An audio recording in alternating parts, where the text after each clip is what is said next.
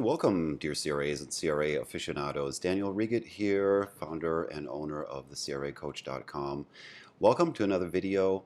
I want to talk about something a little bit different, but a topic that I often hear about, and that is how do you become a CRA is one of the most frequent questions I get. And although I'm not going to answer that in this video today, because that's a topic for another video, I wanted to take some time and just tell you about my own journey to becoming a CRA. I used to live in Germany, and I was an RN in Germany. And at the time that our second child was born, it started to get time for me to look into some career options. And you have to know for this that in Germany, there's not much of a career path for RNs. Being an RN is pretty much the start and the end of what you can do with that.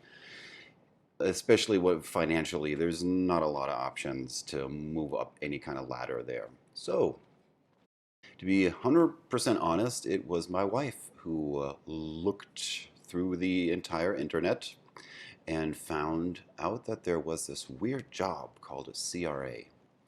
And the qualifications kind of matched up with what I had with a nursing background. I did some courses on business management, office management, and so forth. And on top of that, as a requirement in Europe and Germany, is you got to be fluent in English. So I spent 32 years in Germany, so sometimes you notice that in me speaking, but it's good enough by German standards to claim that I was absolutely fluent in English. I had a medical understanding as an RN, and I had some office management skills. So how was I going to become a CRA?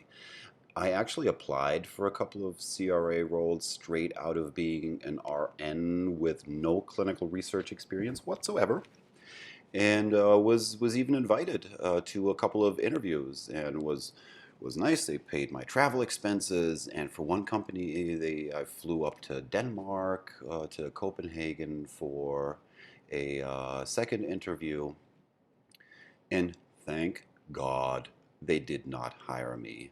I would have been so lost. I would have been so lost with no experience in clinical research, trying to be a CRA only with what I would have then learned in training.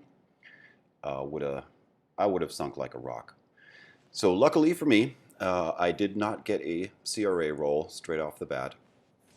And what happened instead is I found out that a major CRO actually had their headquarters for rest of world, as everybody in the rest of the world always loves to hear that term. It's not America-centric at all, that everything else is just lumped into rest of world.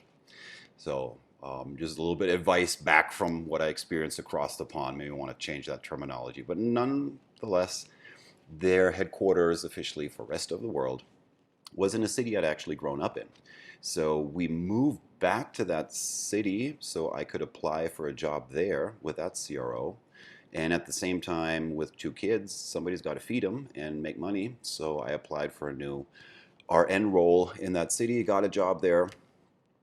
And within 14 days, I received a letter from the CRO that they'd be happy to hire me. I, however, had not applied for a CRA role at that CRO. I'd applied for a entry-level position in their medical monitoring department. So was doing administrative stuff there. And that matched my qualifications at that time a lot better. I had RN background and all the office management, so administrative stuff around medical monitoring made a lot of sense. I worked my way up through that department. There's like a level 1, 2, 3, as there always has to be. And I was a mentor for new hires and trained them. And after, I believe, a year and a half already, I wasn't level 3 after a year and a half, but going back to a year and a half into that job, I first applied for an internal training transition program into the CRA role, which was declined by my FM at the time because, shocker, we didn't have enough staff in our department. We couldn't let anybody go, so I could not leave. Okay. I held out there, and by the time then I was level 3, when There was a change in our department's management. There was a new manager. First thing that happened is new staff was hired because we still didn't have enough staff. He ran the numbers, new people were hired, and at that time, I was then able to say, okay, we have enough staff in our department now. I want to become a CRA, and applied for that internal program and was accepted and went into the CRO's CRA training program. And that was about 4.5 years, I believe. It was 4.5 years into that CRO, and for CRO entry level job. So hang in there. If you're trying to become a CRA, almost every CRA will have a similar path when it comes to it being complicated, taking longer than you would hope.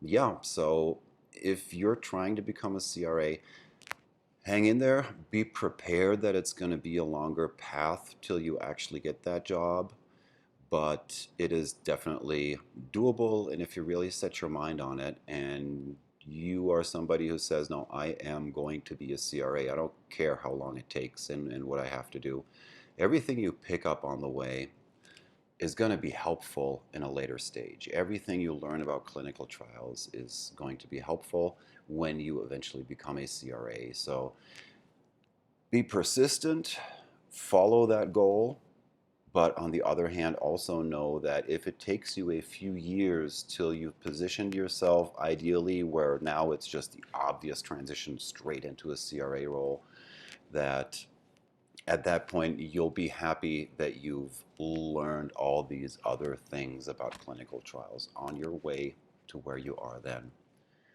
Okay, wanted to share that story today. You have a wonderful day. Of course, as always, we're on YouTube here. Like and subscribe. And if you have any topics you'd like me to talk about, or any comments in general, or especially with this video, want to share your story of becoming a CRA and how you made that work for you, I'm sure, because this channel is made for CRAs and CRA aficionados, people that want to become CRAs, they'll be happy to hear your story too. So feel free to share here and let other people know how you became a CRA, or if you're trying to become a CRA, what your struggles are. My transition was 10 years ago, over 10 years ago. Things very likely have changed a little bit. So feel free to share that here, and I will see you again in the next video. Have a good day.